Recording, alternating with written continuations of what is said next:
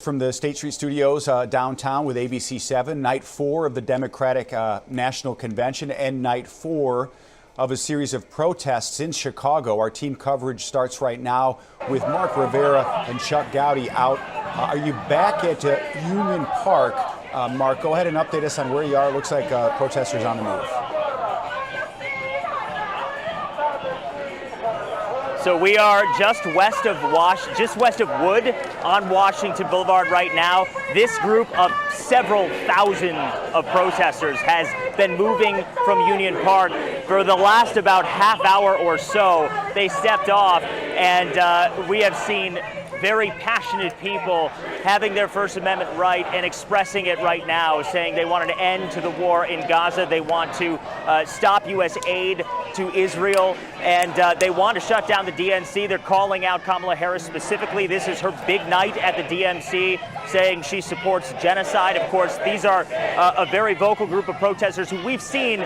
We saw this same group on Monday. They had a permitted protest on Monday, and they do have another one today. So you see a very organized Chicago police response, bike police officers flanking these protesters on one side, and on the south side of Washington, they are flanked by these bike police officers. But as we get a little bit further west on Washington, as they get closer to Park 578, there will be a mass of Chicago police officers, and that's what's to be expected. Yesterday, when there was an unpermitted protest, there were many Chicago police officers standing by in riot gear, out of sight, ready if something were to happen. Now, we're being very careful here on the side, trying not to trip over branches and trip over Chicago police officers at the same time, who are here trying to make everything as orderly as possible. I do want to tell you, there are security officers within the protest, similar to those that we saw last night. This is a different group. This is the Coalition to March on the DNC. So it's a coalition of more than 200 advocacy groups.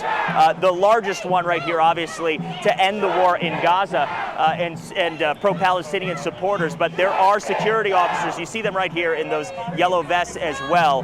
They actually did have to step in earlier today because there was a little bit of a conflict right at the beginning. A MAGA protester with an American flag, a single one, joined the protest and was surrounded at that point by protesters and then others as well. They were able to corral him out. Chicago police actually helped get him out to make sure that everyone was safe, because if there was too much friction at that point, no one wanted real conflict to break out. So we are continuing to watch this. We're about in the middle of the crowd. And George, just turn this around real quick, because I want you to give you a sense here. There are still hundreds and hundreds more protesters that are walking down Washington. This is by far the largest protest we have seen, I think, so far this week. The crowd at Union Park was about 15 to 2,000, I would estimate, at the beginning of this, and it has only grown, I believe, as we have started to march. So I can't see the end of this at Washington Boulevard yet. So I really, it's tough to get a sense of just how many people there are. But so far it has been totally peaceful at this point. We have not seen any real skirmishes. There's been some yelling with those counter-protesters, but I will say we have seen a very peaceful protest, people expressing their First Amendment rights, and we'll see how this goes. They are going to go all the way to 578, Park 578, the slated area where this protest will then gather and rally and then continue along the same path as yesterday, north on Damon, and then east on Lake back to Union Park. And in just a few hours, I'm guessing. But we are going to be marching with them as well. And I'll send it back to you in the studio right now. A very peaceful, loud, passionate protest here on the streets of Chicago. Mark, appreciate the live update. I know you probably know this. A heads up, you and I are on about a 3 or 4 second delay. So we'll keep that in mind as we continue to come out to you for live updates. Our Chuck Gowdy also on the scene with the I-Team along this parade route. Chuck, tell me where you are. Mark is suggesting this crowd much larger than the crowds we've seen in the last 4 or 5 days. Convention started Monday, protests started the day before, but this looks to be the biggest crowd. Rob, at least as big as what we saw yesterday. I am right at the corner of the entrance to Park 578, the corner of Maple and Wolcott. The protest group just arrived here. As you can tell, they're loud, they're spirited. One difference between yesterday and today, this group has a permit not only to march, but to go into the park. That's changed the police posture here. The authorities did line up, blocking essentially the avenue that would put you right up to the perimeter fence of the United Center, but they are allowing people into the park because they are permitted to be there. Most of them are continuing to march westward from Union Park, where they started out beyond Park 576, but they can go into the park if they wish to, apparently, because they've been permitted to do so. Chicago police, not nearly as many as there were in the park itself. Chicago police are in riot gear. They dropped their face shields about. Chuck's live shot going in and out there. It might be because there are so many more people. I don't know if you can hear me again, Chuck. You still there? Stand by. No reason to think that they need those at this point. There have been no bottles thrown, no bricks.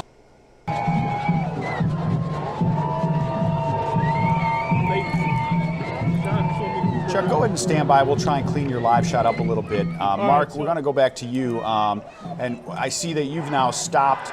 Chuck is echoing what you're seeing, saying this is just a much bigger crowd, but it is also, so far, like last night, remaining peaceful.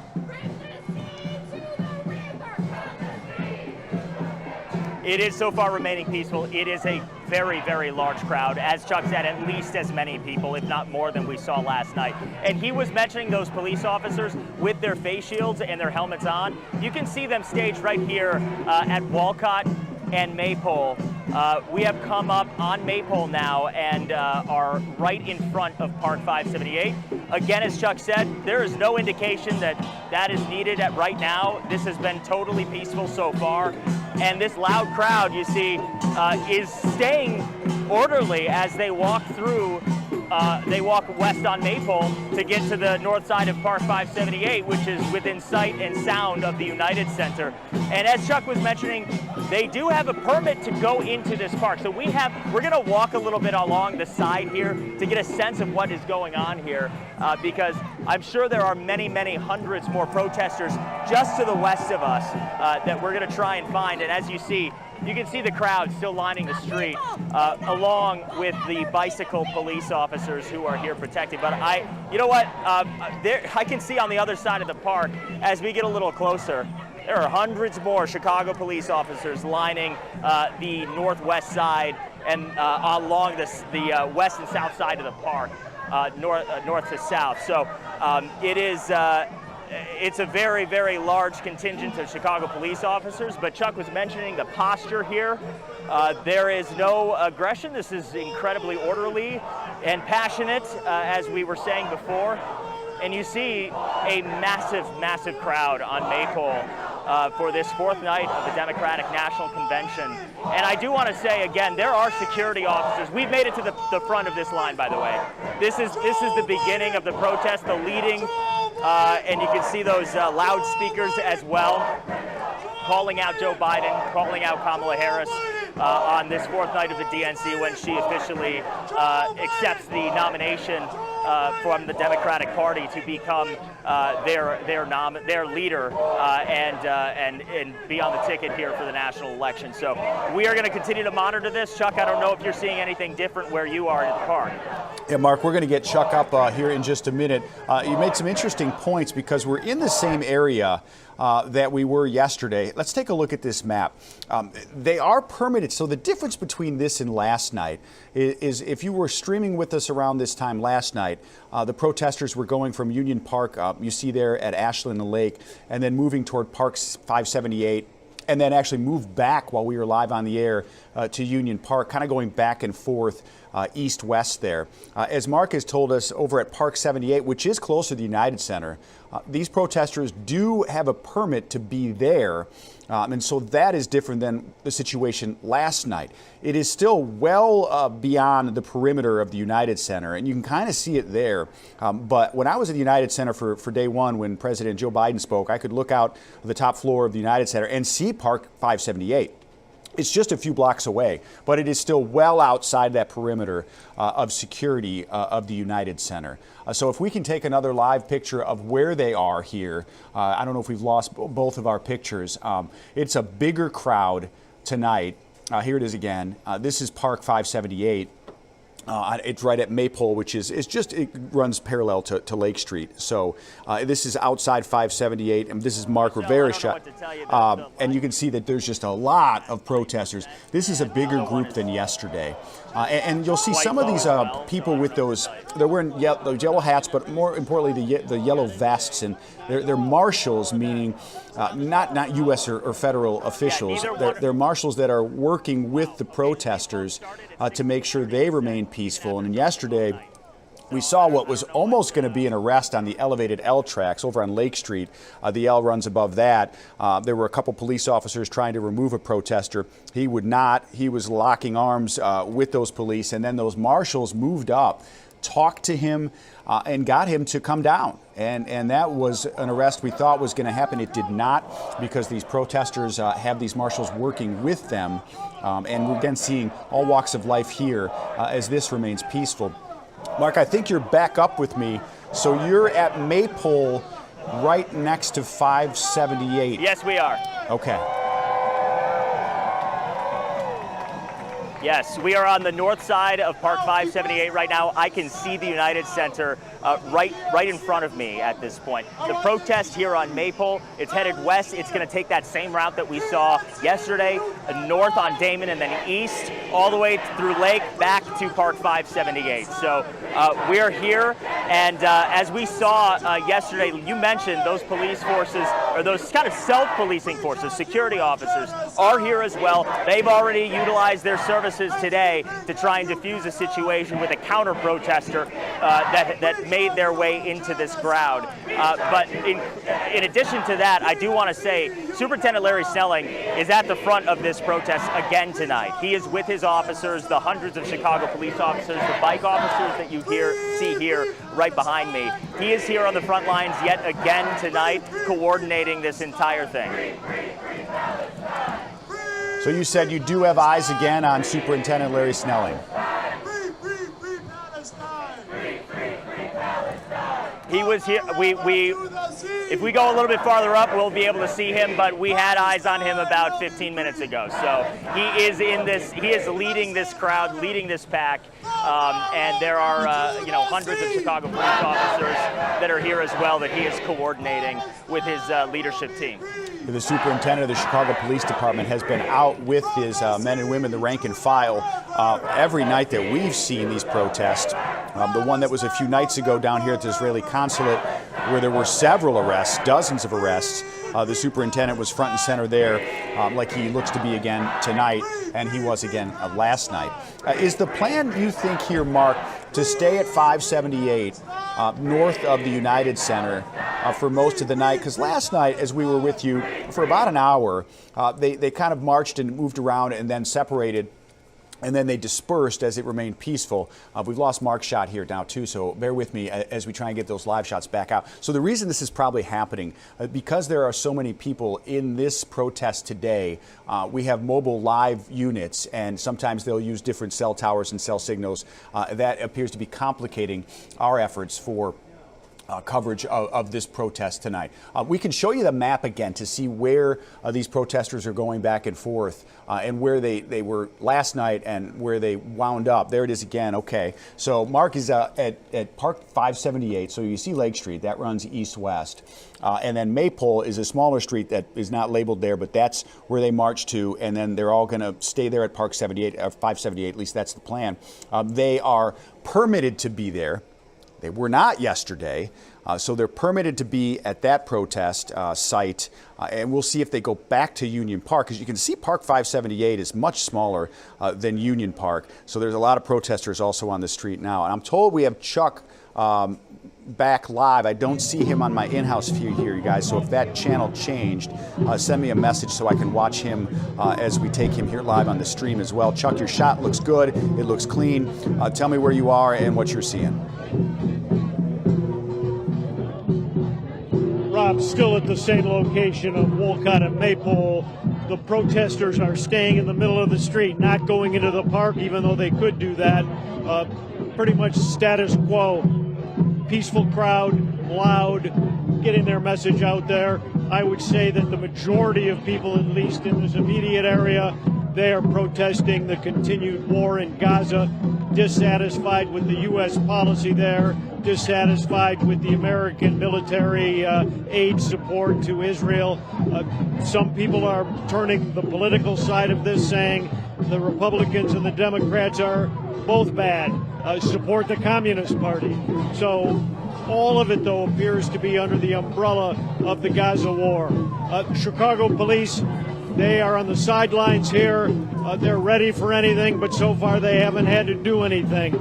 They are here to keep the peace, and so far it has been peaceful. If anything, this is the second night of a loud and boisterous, some might say disturbing rally and march for the people who live around here. There are apartments up and down this street, and for the most part, people have been good-natured about it. I'm sure they'll be happy to know that the DNC ends, though, at some point tonight. Chuck, 2 nights ago was the most violent protest down at the Israeli consulate downtown, which is a couple miles east of from where you were. Last night, peaceful, but a couple thousand people. I just want to gauge what you think in terms of size for this protest compared to those last 2 nights, and the energy. Does this feel the same as last night, or do you think it feels the same as a few nights ago when the agitators, who had said they were going to cause trouble, did that? Last night there was no talk of that and no arrests. Right. Some investigators say that they have seen some of the same agitators show up tonight who were there a couple of nights ago, but it takes more than a couple of people to pull off what happened a few nights ago when there were almost 60 people arrested. That was the protest that started in front of the Israeli consulate and then moved a few blocks, and there were clashes with police. There's no evidence that that's happening. And there's no evidence that the people who the police believe are here are attempting to instigate that right now. This is a familiar rally with chanting and sign carrying, dancing in the street. One thing that does appear to be different, yesterday there were many young people, children under the age of, say, 14 or 15. While there are some little kids in strollers being pushed presumably by their parents, you don't see nearly as many young children tonight as you did yesterday. That's one difference. It appears to be more of an adult crowd out here tonight. But again, the crowd appears to be trying to make the point that they're dissatisfied with American policy in Gaza and generally what's happening in Gaza. They want the war stopped. Originally, as you know, most of these groups set out to shut down the DNC. That was unlikely to happen, didn't happen, isn't going to happen with the DNC kind of burning itself out tonight by natural causes. They will finish up and everybody will go home. But not before this rally concludes. It is loud, it's large, and it's continuing to move westbound along with a lot of protesters. Chuck, the I-Team has covered these different groups of protesters over the years. As we watched a few nights ago, the police strategy unfold when they did make several arrests. You were able to predict what the plan was for police. We watched it happen live here on real time as they kind of dispersed this crowd, corralled them, and then went in and made arrests. I'm just curious if you've heard if there's any specific strategy tonight from the Chicago police. And it's different, as we've said a couple times, because these are permitted protesters tonight. Right. Yeah, the police certainly had more leeway to move in, control, corral the crowds of unregistered protesters, people who didn't get the city permits. That gave the police much more leeway. Tonight, these people are here legally. They are not only on the streets legally, the route was mapped out. In some cases, they went to court to get an approved map from one park to another. And what they're doing is not only legal, but it's constitutional. The police know that. And as long as nobody's committing a crime, as long as there's no violence, no bottle throwing, no rock throwing, nobody's in the face of police officers and shoving them, they pretty much can do whatever they want for as long as they want. And that's how this is playing out. Yeah, we didn't see much of that in the last few days, even with the protesters who were arrested. Once they put their hands on officers, that's when they were arrested. And the DNC and federal, local, and state officials made a point of saying, we want, these people are allowed to protest. This is the First Amendment that makes the United States of America so great. So they're allowing this to happen. And keeping an eye on it. We can see behind you on the other side of the protest line those helmets and those police officers. I just wanted to get a sense of what else you're seeing in terms of police presence. 2 nights ago, out of nowhere, we saw all of a sudden all those police units show up. So clearly they were a block or so away. Ready to put those arrestees into those units. I'm wondering if you can see off the parade route, is it similar? Are you seeing that same police response tonight in what appears to be the largest protest we've seen so far since the convention started? It's not the same response directly adjacent to the protest crowd. For instance, you don't see bike units blockading the park because they can go into the park. You see police officers attempting to block off this roadway that leads you right up to the first perimeter fence of the United Center and the Democratic National Convention that's getting underway. But what you don't see on the other side of the camera for blocks and blocks are vans full of Chicago police officers, riot equipped, riot gear. There are teams of police officers who could be here in a matter of minutes, haven't been needed at this point, but there are clearly as many police officers within shouting range, certainly within radio range, Rob, who could be here if they were needed. The police at this point don't think they're needed. This crowd is loud but not unruly. That's certainly what the police superintendent, Larry Snelling, has said he hoped for. He wanted that every night. He had hoped not to have the police department make any arrests.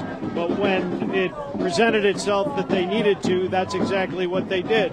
Today the mayor talked about that. The police were trained to do it, and they did it under certain circumstances. It's still interesting, Rob, that I have not seen one nightstick brought up off the belt and used by any police officer or even put up and held in their hands. Haven't seen any pepper spray used. Certainly there's been no gunfire. The police have been very restrained. The heaviest weapon that they've used are zip ties when they've arrested people and put them in the back of a wagon. There were some people wondering if the Chicago Police Department was prepared, and wonder no more. They have executed their plan nearly to perfection as we're in the last night of the Democratic National Convention in terms of keeping control of these crowds and also allowing them to peacefully protest. You mentioned the superintendent. Well, first, this is from okay, this was 2 nights ago.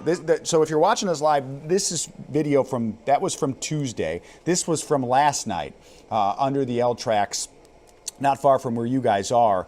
And we saw a big police response there. This is the protester we thought was going to get arrested. He wound up cooperating, did not get arrested. That was last night. There were no arrests there. The night before, that was a different story outside the Israeli consulate, dozens of arrests. You mentioned the superintendent, Chuck. Mark saw him probably about 15, 20 minutes ago. We have not seen him live on camera, but I'm guessing he's there with his officers again at the front, working with these protesters and just keeping the plan accurate and keeping them organized. His officers, that is, as we have one last night, we think, of protests. He is. I saw him walk by here at the head of this. He was with his command staff, walked right by us, and then the protesters followed him. He has been out here. Every time there's been a major protest like this, he's been at the very front of the line with his officers. Over the years, there's been complaints and criticism of Chicago police superintendents being detached from the field, even those who had served in the field.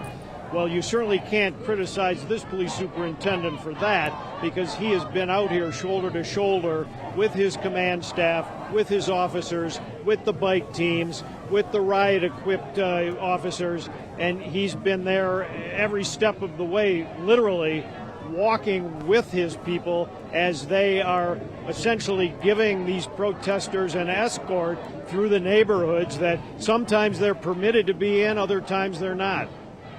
Incredibly long week for the men and women of the Chicago Police Department who have not had a lot of time off, making sure these protesters remain peaceful. Do you think seeing their superintendent out there has helped morale and has allowed them to continue to execute what they trained for months? There's no doubt about that. I mean, if he could run for president of Chicago right now, he'd probably get the police officers' vote. This is one of the things, again, that street officers look for in their command leadership. They don't want them back in the district or the area calling out the commands on the radio. They want those people out here like the battlefield generals in American wars, people who not only know what they're talking about, but are there on the street experiencing it. They can survey the landscape, see what's going on, and figure out the best way to handle it, and be there with the men and women who are executing the commands that they're being given. So clearly, this is a great morale boost for the rank and file of the Chicago Police Department. You know, that said, he gave them a very high standard a year and a half ago when the city of Chicago got the Democratic Convention and the police department was training to deal with protests and other situations like this.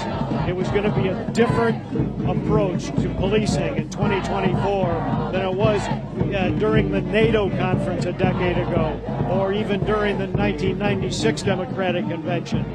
Police work generally is different than it was back then. It's not nearly as in your face. The de-escalation training and the de-escalation approach to police work is really where it's at in 2024. Some police departments have fallen into line and have managed to execute it, others haven't. It certainly looks as though Chicago has been able to do that in 2024, which is what they set out to do under this superintendent more than a year ago. Just sitting here talking with you for the last 5 minutes, that group behind you is huge. They just keep walking. If you're a photographer, I don't know who you're with tonight. If it's Derek again, or can they pan to the left? I'm just curious how long this group of protesters, how far down the street does it go? Because this is bigger than what we've seen. Well, you can see down here. So this is Maypole. Okay.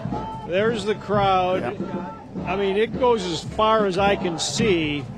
That's at least 2 or 3 blocks to the end of this, and people keep on coming.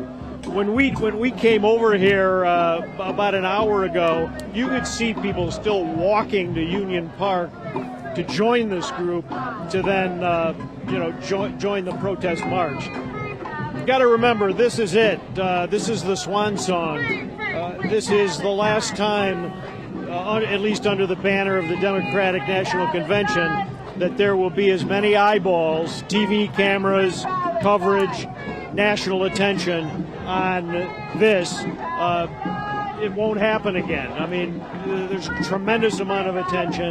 The people who are passionate about these causes know that, and certainly looks as though they've turned out tonight.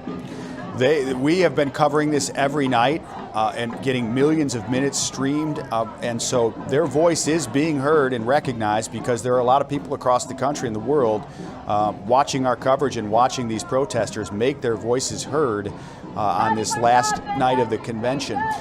A few nights ago, the one night that it did get violent outside the Israeli consulate, there was a time when there were some counter-protesters And then they dispersed quickly once the police said, we're going to make arrests if you all don't start moving and packing up, which they eventually did. Are you seeing any counter-protesters out there around you all tonight? Only a couple off in the wings. I can't see them now as I'm standing here. But there are also shades of gray even within the protesters. I mean, not everybody feels one way. There are signs that have different ideas about what Gaza should look like, about aid to Israel versus more direct American help. So it isn't just one way or another. It's not a black or white issue, even within the ranks of these protesters. But in terms of, for instance, yesterday when we were standing here, there was an actual group of Israeli supporters who were in the park, a small group, maybe 50 or 60 of them, carrying the Israeli flag, singing Israeli songs. They were here strictly for the counter-protest image, if you will. I don't see those people here tonight. They could be here. With so many people, it's hard to keep track. If you're just joining our stream, we are on night 5 of protests in the city of Chicago. The last night of the Democratic National Convention. Chuck Gowdy and our I-team are out there live. I'm Rob Elgis in the State Street studio here in downtown Chicago. Our Mark Rivera is also out with his crew. We'll try to get him back soon to show you where he is and what his angle is. Here you see the protesters on the top right of your screen continuing to march. These protesters are permitted to do this. They worked with the city of Chicago to get over to what's called at Park 578. We can show you a map of that here in a minute so you can kind of see where they are in relation to the United Center as the Vice President Kamala Harris will formally give her speech and accept the presidential nomination for the Democratic Party. There it is, Park 578, the smaller park of the two, marching back and forth in the last few days along Lake Street. We've seen protesters yesterday, a few thousand by our count. Today, and I'm here, I'm not out with Chuck and Mark, it might be double that. I mean, there might be 4,000 or 5,000 protesters here because this just keeps going. Rob, for blocks. I'm seeing the end of it here. Okay. Rob, I'm seeing the end of it here. The down Maypole, you can see the police bringing up the rear as they have in all of these protests. There's a contingent of Chicago police marching at the head of the rally, moving down the street, and then at the end as well. And they're just down the road there, coming this direction. Are they going? So are they heading to Park 578 as we watch them walk from camera left to right? They're making their way over to 578.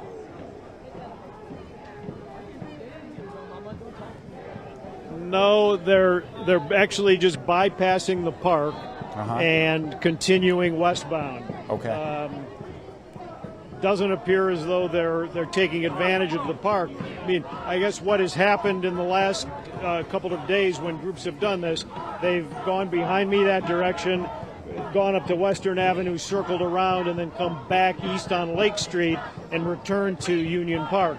That may be what the police want them to do at this point. Well, there might be too many of them to fit into. Here you see the oh yeah, okay. More of the Chicago Police command staff.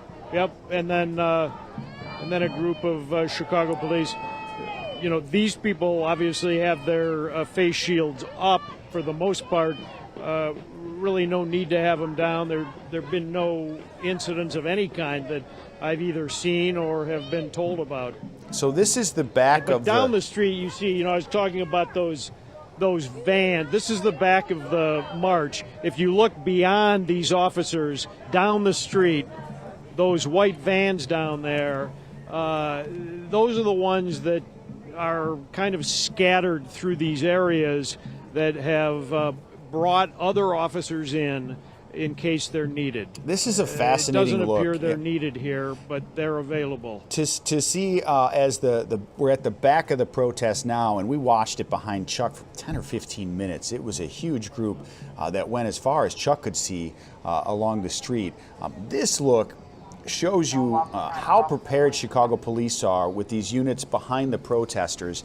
And this is just directly behind them. We're not seeing what's surrounding this parade route. It gives you a sense of the force and how many are here prepared to make sure this stays peaceful.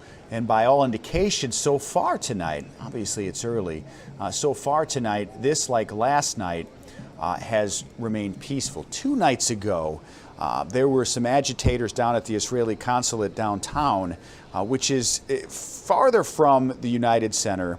I think we have some of that video. This was the night outside the Accenture Center where things escalated, and we saw dozens of arrests live on camera.